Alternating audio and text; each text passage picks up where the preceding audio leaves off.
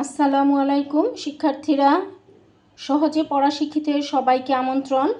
আজকে আমরা নবম দশম শ্রেণীর বাংলা প্রথম পত্র বই থেকে কাজী নজরুল ইসলাম রচিত উপেক্ষিত শক্তির উদ্বোধন প্রবন্ধটি পড়ব।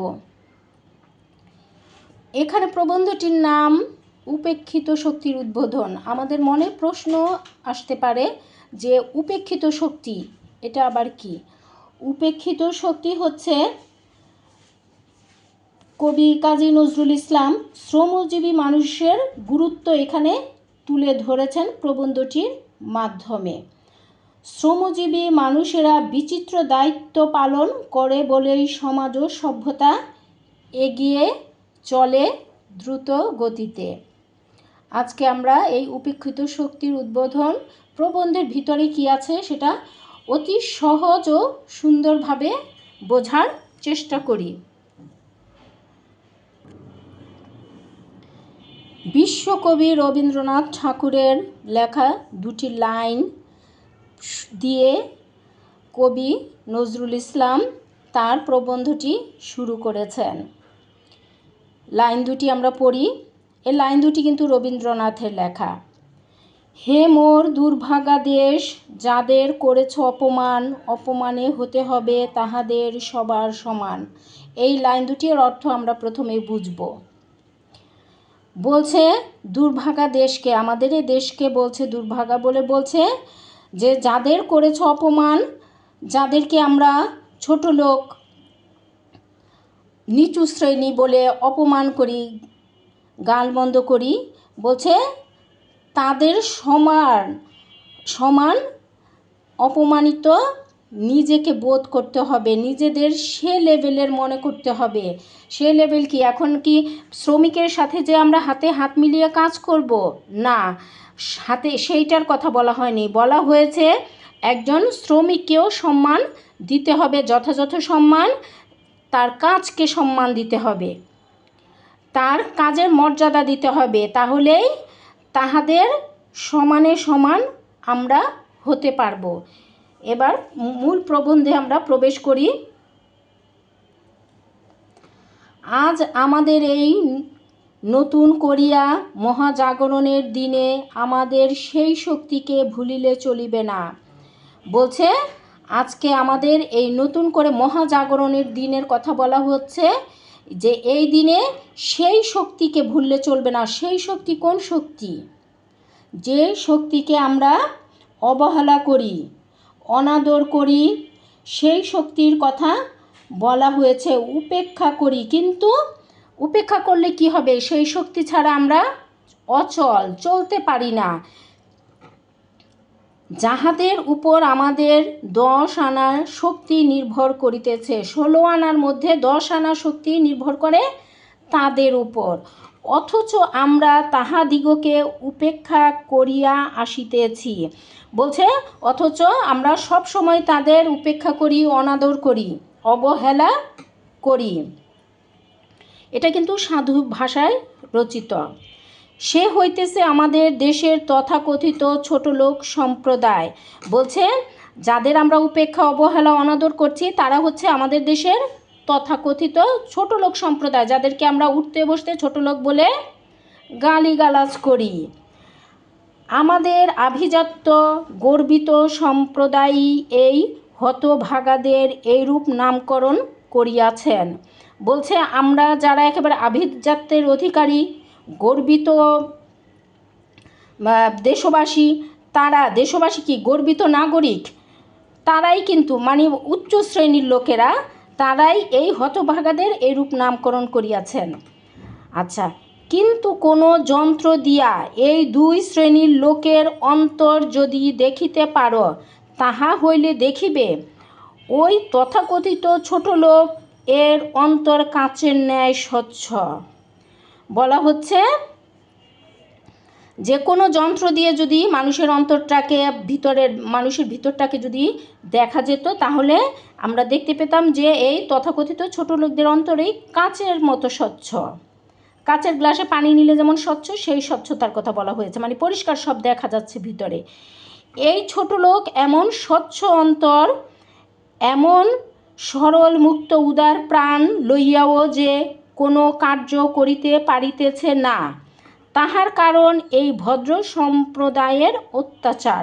বলছে এমন স্বচ্ছ অন্তর, এমন স্বচ্ছ সরল চিন্তা ভাবনা, মুক্ত চিন্তা, কিন্তু তারা কোনো কাজ করতে পারে না কেন? এই ভদ্রলোক সম্প্রদায়ের কারণে। সে বেচারা জন্ম হইতে এই ঘৃণা উপেক্ষা পাইয়া নিজেকে এত ছোট মনে করে, সংকোচ জড়তা তাহার স্বভাবের সঙ্গে এমন ওতপ্রোতভাবে জড়াইয়া যায় যে সেও যে আমাদেরই মতো মানুষ, সেও যে সেই এক আল্লাহ এর সৃষ্টি, তাহারও যে মানুষ হইবার সমান অধিকার আছে, তাহা সে একেবারে ভুলিয়া যায়। এখানে বলছে যে এই যে ছোট লোক যাকে আমরা বলছি, সে সুন্দর সুস্থ সুন্দরভাবে কাজ নিজের উদ্যোগে করতে পারে না কেন? কারণ তাকে জন্ম হইতেই ঘৃণা, যেমন আমাদের বাড়ির কাজের মেয়ে, তাকে কি আমরা উঠতে বসতে ধমকের উপর রাখি? সে কি নিজের স্বাধীন মতো কোনো মত ব্যক্ত করতে পারে ঘরে?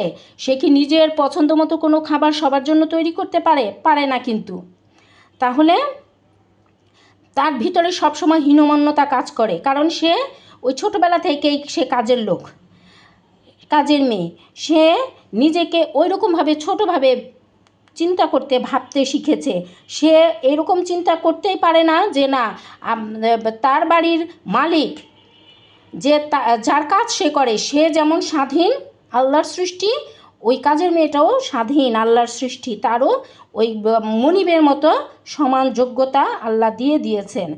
কিন্তু এটা সে একেবারেই মনে আনতে পারে না কেন? ওই ধমকের অত্যাচারের সাথেই সে সব সময় জড়িত, যার কারণে নিজেকে খুব অবহেলিত মনে করে।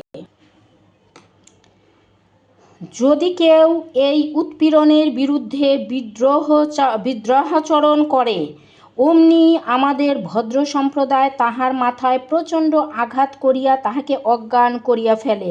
বলছে কেউ যদি তাদের ওই গোত্র থেকে, নিচু বংশের গোত্র থেকে, কাজের লোকের গোত্র থেকে, যাদের আমরা সব সময় অত্যাচার করে আসছি, তাদের গোত্র থেকে কেউ যদি কখনো বিদ্রোহ করে বসে, তখন এই যে আমাদের ভদ্র সম্প্রদায়ের যে উঁচু শ্রেণীর লোক, সে কী করে? প্রচণ্ড আঘাত করে তার মাথায়, এবং সে সাথে সাথে যাতে অজ্ঞান হয়ে যায়, জ্ঞান হারিয়ে ফেলে। এই ভাগা দিগকে, আমাদের এই সত্যিকার মানুষ দিগকে আমরা এই রকম অবহেলা করিয়া চলিয়াছি বলিয়াই আজ আমাদের এত অধঃপতন। বলছে এই যে শ্রমের মর্যাদা আমরা দিতে পারি না বলেই আজকে আমাদের এই অধঃপতন। আমরা যারা শ্রমজীবী তাদেরকে আমরা খাটো নজরেই সব সময় দেখি, ছোট নজরেই দেখি। একজন দারোয়ান, একজন কাজের ঝি, তাকে কিন্তু আমরা খাবার টেবিলে পাশে নিয়ে খেতে বসি না, কারণ তাকে আমরা অবহেলাই করি, উপেক্ষাই করি। এখানে সে কথাই বলা হয়েছে। এজন্যই আমাদের এখন পর্যন্ত উন্নতির শিখরে আমরা পৌঁছতে পারিনি। তাই আমাদের দেশে জনগণ বা গণতন্ত্র গঠিত হইতে পারিতেছে না। বলছে তাই আমাদের দেশে জনশক্তি বা গণতন্ত্র সঠিকভাবে গড়ে উঠতে পারছে। হইবে কি রূপে? দেশের অধিবাসী লইয়া তো দেশ এবং ব্যক্তির সমষ্টি তো জাতি। বলছে কি রূপে হবে? দেশের সকল অধিবাসী, সকল ব্যক্তির সমষ্টিতেই তো জাতি হয়, তাদেরকে বাদ দিয়ে তো আমরা আর জাতি হতে পারছি না। আর সে দেশকে, সে জাতিকে যদি দেশের জাতির সকলের বুঝিতে না পারে, বলছে আর সে দেশকে, সে জাতিকে যদি দেশের জাতির সকলে বুঝিতে না পারে, তবে তাহার উন্নতির আশা করা আর আকাশে অট্টালিকা নির্মাণের চেষ্টা করা একই কথা। এটা কিন্তু ইম্পর্টেন্ট লাইন। বলছে ওই যে তাদেরকে আমরা মর্যাদা দিতে, তাদেরকে কি, তাদের কাজকে মর্যাদা দিতে পারি না। আমরা শিক্ষিত হয়ে লেখাপড়া শিখে আমরা চেয়ারে বসে, পাখার নিচে বসে, এসির রুমে বসে আমরা আমাদের কাজ করি এবং আমরা একেবারে খুব সাহেব হয়ে যাই, সাহেব বনে যাই। আর যারা শ্রমজীবী শ্রেণীর মানুষ, যারা আমরা একটা বিল্ডিং বাড়ি, একটা দালান ঘর তুলতে গেলে আমরা নিজেরা কি পারি, আমরা নকশা করতে পারি এসি রুমে বসে, কিন্তু ওই শ্রম দিয়ে ওইভাবে মাথার মধ্যে বালুর বস্তা নিয়ে, ইট নিয়ে আমরা কি উপরে উঠতে পারি? পারি না।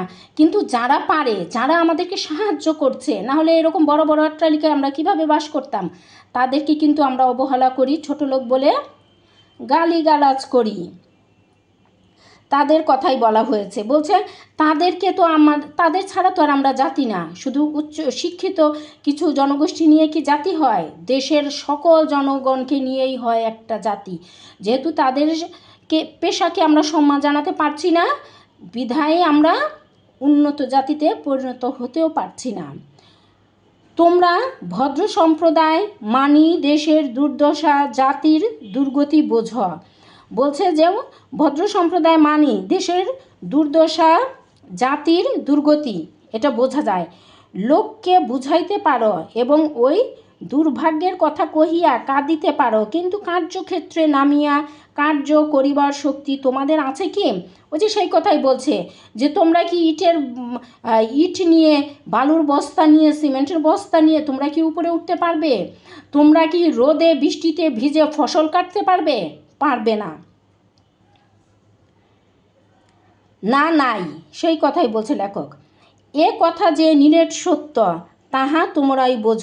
হ্যাঁ, আমরা কিন্তু এটা বুঝি যে আমরা কিন্তু ওই রকম কঠিন কাজ করতে পারবো না। লোহা পিটিয়ে, তারপর পাহাড় ভেঙে আমরা কিন্তু সিঁড়ি বানাতে পারবো না। আমরা সেটা শ্রমজীবী মানুষের দরকার সেটার জন্য। কাজেই তোমাদের এই দেশকে, জাতিকে উন্নত করিবার আশা ওই কথাতেই শেষ হইয়া যায়। তাহলে আমাদের অট্টালিকা বানানোর, ফসল কাটা, ফসল বোনা, আরও বিভিন্ন নৌকা দিয়ে মাঝি যে পারাপার করে, নদী পারাপার করে, কি ঢেউ, তার মধ্যে মাঝি সারাক্ষণ মাছ ধরে, এই যে এই সমস্ত কাজ আমরা পারবো না। তাহলে কি আমাদের ওই উন্নতি, দেশের উন্নতি কখনো সম্ভব? আমরা পারবো না। আমরা খালি কাগজ কলম নিয়ে লেখালেখি করতে পারবো, ওই কাজগুলো তাহলে কে করবে? দেশের উন্নতি কিভাবে হবে? কিন্তু যদি একবার আমাদের এই জনশক্তিকে উদ্বুদ্ধ করিতে পারো, তাহাদিগকে মানুষ বলিয়া, ভাই বলিয়া কোল দিবার তোমার উদারতা থাকে, তাহাদিগকে শক্তির উন্মেষ করিতে পারো, তাহা হইলে দেখিবে তুমি শত বৎসর ধরিয়া প্রাণপণে চেষ্টা সত্ত্বেও যে কাজ করিতে পারিতেছ না, একদিনে সেই কাজ সম্পন্ন হইবে। বলছে এই যে উপেক্ষিত শক্তি, যারা অবহেলিত, যাদেরকে মনে করি নিচু শ্রেণীর শ্রমজীবী যারা, তাদেরকে যদি আমরা আমাদের নিজের কাছে এনে আদর, মায়া, মমতা দিয়ে তাদের দিয়ে কাজ করাতে পারি, তবেই না আমরা অনেক বছর চেষ্টায় যে কাজ করতে না পারবো, শত বছর বলেছেন এখানে লেখক, তারা একদিনে সেই কাজ করে ফেলবে। আসলেই তো কথাটা সত্যি। নিজেকে নিয়ে চিন্তা করে দেখো, আসলেই সত্যি কথাটা। এ কথা হয়তো তোমার বিশ্বাস হইবে না। একবার মহাত্মা গান্ধীর কথা ভাবিয়া দেখি। মহাত্মা গান্ধী ভারতের, তার কথা ভেবে দেখতে বলছেন। তিনি ভারতে কি অসাধ্য সাধন করিতে পারিয়াছেন। মহাত্মা গান্ধী এই শ্রমজীবী মানুষকে নিজের কাতারে নিয়ে দাঁড় করিয়ে মায়া, মমতা, আদরের দিয়ে তিনি অসাধ্য সাধন করে গেছেন, তার নজির ইতিহাসে রয়েছে। তিনি যদি এমনি করিয়া প্রাণ খুলিয়া ইহাদের সহিত না মিশিতেন, ইহাদের সুখ দুঃখের এমন করিয়া ভাগী না হইতেন, ইহাদিগকে যদি নিজের বুকের রক্ত দিয়া তাহারা খাইতে পাইল না বলিয়া নিজেও তাহাদের সঙ্গে উপবাস করিয়া ইহাদিগকে নিতান্ত আপনার করিয়া না তুলিতেন, তাহা হইলে আজ তাহাকে কে মানিত? কে তাহার কথায় কর্ণপাত করিত? কে তাহার একটি ইঙ্গিতে এমন করিয়া বুক বাড়াইয়া মরিতে পারিত? বলছে, মহাত্মা গান্ধীর কথা বলছেন যে তিনি কি করেছেন, তিনি এদের সুখ দুঃখের ভাগী হয়েছেন। এদেরকে নিজের বুকের রক্ত দিয়া এদেরকে কাছে টেনে নিয়েছেন। এরা না খেলে নিজেও খাননি, এরা উপবাস থাকলে নিজে উপবাস থাকতেন। এভাবে তাদের সঙ্গে মিশে গিয়ে মহাত্মা গান্ধী ভারতে এক অসাধ্য সাধন করে গেছেন, শুধু এদের শ্রমের মূল্য দিয়ে, এদের ভালোবাসার বন্ধনে আবদ্ধ করে। তাহার আভিজাত্য গৌরব নাই, পদ গৌরবের অহংকার নাই, অনায়াসে প্রাণের মুক্ত উদারতা লইয়া তোমাদের ঘৃণ্য এই ছোট লোককে বক্ষে ধরিয়া ভাই বলিয়া ডাকিয়াছেন। এই যে মহাত্মা গান্ধীর কথা বলছে, সে কিন্তু নিজের উচ্চ বংশীয় মর্যাদা করে নাই। সে নিজের যে অনেক বড় একজন আমলা, দেশের অনেক বড় একজন ব্যক্তি, সেটা সে মনে করে নাই। অনায়াসে তাদের সাথে এক হয়ে এক কাতারে দাঁড়িয়েছেন। তার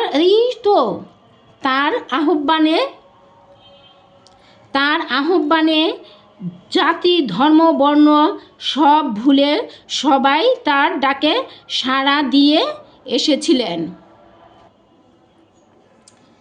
সে আহ্বানে জাতিভেদ নাই, ধর্মভেদ নাই, সমাজভেদ নাই, সে যে ডাকার মতো ডাকা। তাই নিখিল ভারতবাসী এই উপেক্ষিত হতভাগারা তাহার দিকে এত হা হা করিয়া ব্যগ্র বাহু মেলিয়া ছুটিয়াছেন। ওই যে তিনি জাতি ধর্ম বর্ণ নির্বিশেষে সবাইকে বুক দিয়ে আগলে রেখেছেন, সবাইকে ভালোবেসেছেন, সকল শ্রমজীবীরকে শ্রমের মূল্য দিয়েছেন, তাদের ভালোবাসায় সিক্ত করেছিলেন বলেই তার ডাকে সবাই ছুটে এসেছিল। হায়, তাহাদের যে আর কেহ কখনো এমন করিয়া এত বুক ভরা স্নেহ দিয়া আহ্বান করে নাই। মহাত্মা গান্ধীর মতো এমন সাড়া কারো কাছে তারা আর পায়নি, এমন ভালোবাসা পায়নি। এ মহা আহ্বানে কি তাহারা সাড়া না দিয়া পারে? বলছে, তার মতো করে ডাকতে পারলে তারা, এই অভাগীরা, এই উপেক্ষিত শক্তিরা সাড়া না দিয়ে পারে না। যদি পারো এমনি করিয়া ডাকো, এমনি করিয়া এই উপেক্ষিত শক্তির বোধন করো। বলছে, এইটাও কিন্তু খুব গুরুত্বপূর্ণ লাইন। বলছে, যদি পারো তার মতো করে ডাকো, তার মতো স্নেহ মায়া মমতা ভালোবাসা দিয়ে তাদের ডাকো, অবশ্যই তারা আসবে। এই উপেক্ষিত শক্তির বোধন করো, বোধন করো মানে তাদের জাগ্রত করো। এই যে উপেক্ষিত শক্তি, এই শক্তি ছাড়া আমরা অচল, এই শক্তি ছাড়া আমরা কোনো কিছুই করতে পারি না। আমরা কাগজে কলমে শুধু লিখে দিতে পারি, কিন্তু ওই লেখাটাকে সার্থক করার জন্য আমি একটা 10 তলা ভবনের নকশা করলাম, কিন্তু আমি কি পারবো ওই বিল্ডিং তুলতে? পারবো না। এর জন্য ওই শ্রমজীবী মানুষের দরকার, উপেক্ষিত শক্তির দরকার। তাদের ভালোবাসা দিয়ে, তাদের স্নেহ মায়া মমতা দিয়ে, তাদের বুক দিয়ে আগলে ধরে তাদের বোধন করতে হবে, তাদের জাগিয়ে তুলতে হবে, কাজের প্রতি তাদের আগ্রহী করে তুলতে হবে। দেখিবে ইহারাই দেশে যুগান্তর আনিবে। বলছে, তাহলে এরাই দেশের যুগান্তর আনিবে। আসলে তো সত্যি কথা তাই। অসাধ্য সাধন করিবে। অসাধ্য যে কাজ আমরা করতে পারি না, সে কাজ করে তারা অসাধ্য সাধন করবে। ইহাদিগকে উপেক্ষা করিবার, মানুষকে মানুষ হইয়া ঘৃণা করিবার তোমার কি অধিকার আছে? বলছে, এদেরকে উপেক্ষা করার, অনাদর করার, মানুষ হয়ে মানুষ, আমরাও মানুষ তারাও মানুষ, তাদেরকে ঘৃণা করার অধিকার কি আমাদের আছে? ইহা তো আত্মার ধর্ম নয়। এই যে ঘৃণা করা, তাদের উপেক্ষা করা, তাদের ছোট লোক বলে মনে করা, ছোট লোক বলে দূর দূর করে তাড়িয়ে দেওয়া, এটা তো মানুষের আত্মার ধর্ম না। তাহার আত্মা তোমার আত্মার মতোই ভাস্বর। বলছে, তুমিও যেই আল্লাহর সৃষ্টি, সেও সেই আল্লাহরই সৃষ্টি। তোমার আত্মা এবং তার আত্মা কিন্তু একই রকম, আর একই মহা আত্মার অংশ। একই মহা আত্মার অংশ মানে সবাই আল্লাহর সৃষ্টি। তোমার জন্মগত অধিকারটাই কি এত বড়? বলছে, তুমি ধনী পরিবারে জন্মগ্রহণ করেছ, এই অধিকারটাই কি তোমার সবচেয়ে বড়? তুমি যদি এই চণ্ডাল বংশে জন্মগ্রহণ করিতে, বলছে তুমি ধনী পরিবারে জন্মগ্রহণ না করে এই চণ্ডাল বংশে মানে হিন্দুদের তথাকথিত আর কি নিচু বংশে গ্রহণ করতে, তাহা হইলে তোমার মতো ভদ্র লোকদের দেওয়া এই সব হতাদর, উপেক্ষার আঘাত, বেদনা, নির্মমতা একবার কল্পনা করিয়া দেখো দেখি। বলছে তুমি যদি এই ধনী পরিবারে জন্মগ্রহণ না করে এরকম নিচু শ্রেণী নিচু বংশে জন্মগ্রহণ করতে এবং তোমার উপর যদি এরকম অত্যাচার, মানবিক অত্যাচার আসতো, নির্মমতা, বেদনা, নির্মমতা আসতো, উপেক্ষার আঘাত আসতো তোমার উপর, তখন তুমি দেখো দেখি ভেবে কি করতে? কিছু করার ছিল? কিছুই করার ছিল না। ভাবিতে তোমার আত্মা কি শিহুরিয়া উঠবে না? বলছে একথা ভাবতে তুমি ওদের শ্রেণীতে গিয়ে দাঁড়িয়েছ, একথা ভাবতে তোমার আত্মা শিহুরিয়া উঠবে না? শিউরে উঠবে, তুমি কেঁপে উঠবে না? আসলেই তো আমরা কেঁপে উঠব। আমাদের এই পতিত চণ্ডাল ছোট লোক ভাইদের বুকে করিয়া তাহাদিগকে আপন করিয়া লইতে তাহাদেরই মতো দিন বসন পড়িয়া তাহাদের প্রাণে তোমারও প্রাণ সংযোগ করিয়া উচ্চ শিরে তার সম্মুখে আসিয়া দাঁড়াও। বলছে তুমিও তাদের কাতারে যে দাঁড়াইয়া দেখো না, আমরা যখন মসজিদে নামাজ পড়ি সবাই ছোট বড় এক কাতারে, সেরকম শ্রমজীবীদের কাতারে যে দাঁড়িয়ে দেখো না, তাদের প্রাণের সাথে প্রাণ মিলিয়ে দেখো না, তাদের ভালোবাসা দিয়ে দেখো না, কি হয় দেখিবে বিশ্ব তোমাকে নমস্কার করিবে।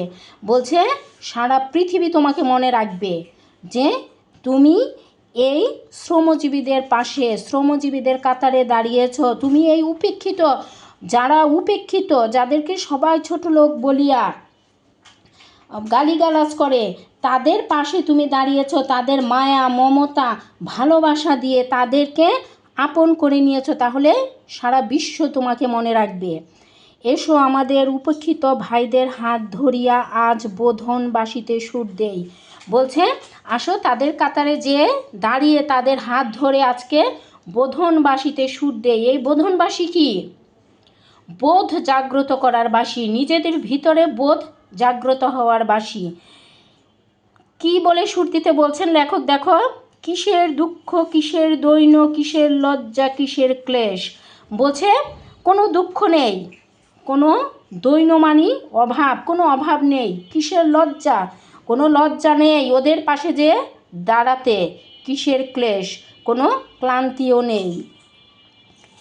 এ কথা বলে লেখক এখানে এই সংক্ষেপিত আর কি, লেখক এখানে শেষ করেন নাই, এইটা আরও বড়, কিন্তু তোমাদের জন্য এখানে এই পর্যন্তই শেষ, এটা সংক্ষেপিত করে দেয়া হয়েছে প্রবন্ধটি। এবার আমরা মূল ভাব পড়ি, শব্দার্থ পড়ি, দেখি মূল ভাবে পড়লে আমরা কি পাই। আমরা অনেকটাই বুঝতে পেরেছি না এখানে কাদের কথা বলা হয়েছে? জেনে নিব প্রবন্ধটির মূল ভাব। উপেক্ষিত শক্তির উদ্বোধন প্রবন্ধে প্রাবন্ধিক শ্রমজীবী মানুষের গুরুত্ব তুলে ধরেছেন। তিনি মনে করেন উপেক্ষিত শ্রমজীবী শ্রেণীর উপরই আমাদের সিংহভাগ শক্তি নির্ভর করছে। তথাকথিত ভদ্র সম্প্রদায় তথা উচ্চবিত্ত শ্রেণী শ্রমজীবীদের অবজ্ঞা ভরে আখ্যা দিয়েছে ছোটলোক সম্প্রদায়। অথচ অন্তজ শ্রেণীর এই মানুষেরা বিচিত্র দায়িত্ব পালন করে বলেই সমাজ ও সভ্যতা এগিয়ে চলছে। বিংশ শতকের পরিস্থিতি তুলে ধরে প্রাবন্ধিক বলেন, শ্রমজীবীদের অবহেলা করার কারণেই দেশ ও জাতির এত অধঃপতন। তাই দেশের সার্বিক অগ্রগতির জন্য শ্রমজীবী শ্রেণীকে ভাই বলে বুকে টেনে নিতে হবে।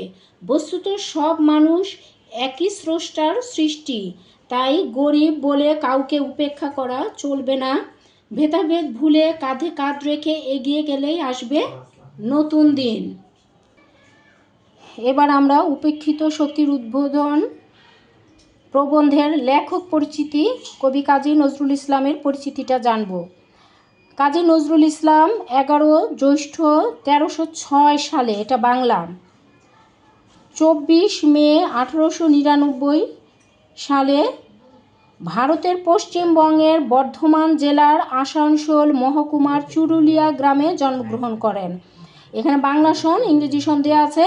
ভারতের পশ্চিমবঙ্গের বর্ধমান জেলার আসানসোলে কিন্তু তিনি আসানসোল মহকুমার চুরুলিয়া গ্রামে জন্মগ্রহণ করেন। ছেলেবেলায় তিনি লেটো গানের দলে যোগ দেন। পরে বর্ধমান ও ময়মনসিংহের ত্রিশাল থানার দরিরামপুর হাই স্কুলে লেখাপড়া করেন। প্রথমে তিনি ছোটবেলায় লেটো গানের দলে যোগ দিয়েছিলেন, পরে তিনি দরিরামপুর হাই স্কুলে লেখাপড়া করেন। 1917 সালে তিনি সেনাবাহিনীর বাঙালি পল্টনে যোগ দিয়ে করাচি যান।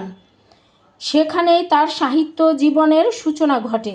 ওই করাচিতেই তার সাহিত্য জীবনের সূচনা ঘটে। সেখানে কেন গিয়েছিলেন? 1917 সালে সেনাবাহিনীর বাঙালি পল্টনে যোগ দিয়েছিলেন। তার লেখায় তিনি সামাজিক অবিচার ও পরাধীনতার বিরুদ্ধে সোচ্চার হয়েছেন। এজন্য তাকে বিদ্রোহী কবি বলা হয়। বাংলা সাহিত্য জগতে তার আবির্ভাব এক নতুন দিগন্তের উন্মোচন করে। কবিতা, উপন্যাস, নাটক, ছোট গল্প, প্রবন্ধ ইত্যাদি সাহিত্যের সকল শাখায় তিনি প্রতিভার স্বাক্ষর রেখেছেন। তিনি গজল, খেয়াল ও রাগ প্রধান গান রচনা করে খ্যাতি অর্জন করেন। আরবি ফার্সি শব্দের সার্থক ব্যবহার তার কবিতাকে বিশিষ্টতা দান করেছে। মাত্র 43 বছর বয়সে কবি দুরারোগ্য রোগে আক্রান্ত হয়ে বাক শক্তি হারিয়ে ফেলেন। মাত্র 43 বছর বয়সে।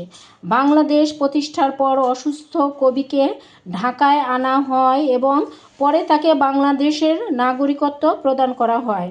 তাকে স্বাধীন বাংলাদেশের জাতীয় কবির মর্যাদায় ভূষিত করা হয়। তার রচিত কাব্যগুলোর মধ্যে অগ্নিবীণা, বিষেরবাসী, ছায়ানট, প্রলয়শিখা, চক্রবাক, সিন্ধু হিন্দোল বিশেষভাবে উল্লেখযোগ্য। ব্যথার দান, বৃত্তের বেদন, শিউলিমালা, মৃত্যুক্ষুধা, কুহেলিকা ইত্যাদি তার রচিত গল্প উপন্যাস। যুগবাণী, দুর্দিনের যাত্রী ও রাজবন্দির জবানবন্দি তার উল্লেখযোগ্য প্রবন্ধ গ্রন্থ। 29 আগস্ট 1976 সালে কবি ঢাকায় পিজি হাসপাতালে, বর্তমান নাম বঙ্গবন্ধু শেখ মুজিব মেডিকেল বিশ্ববিদ্যালয়ে শেষ নিঃশ্বাস ত্যাগ করেন। ঢাকা বিশ্ববিদ্যালয়ে মসজিদ সংলগ্ন প্রাঙ্গণে তাকে পরিপূর্ণ রাষ্ট্রীয় মর্যাদায় সমাহিত করা হয়। কেন করা হয়? তিনি আমাদের দেশের একজন কি কবি? বিদ্রোহী কবি, বাঙালি কবি। সবাইকে আবারও শুভেচ্ছা জানিয়ে শেষ করছি আমাদের আজকের ক্লাস। সবাই সহজে পড়া শিখির সাথে থেকো। সহজে পড়া শিখিকে লাইক, শেয়ার এবং সাবস্ক্রাইব করো। ধন্যবাদ সবাইকে। আসসালামু আলাইকুম।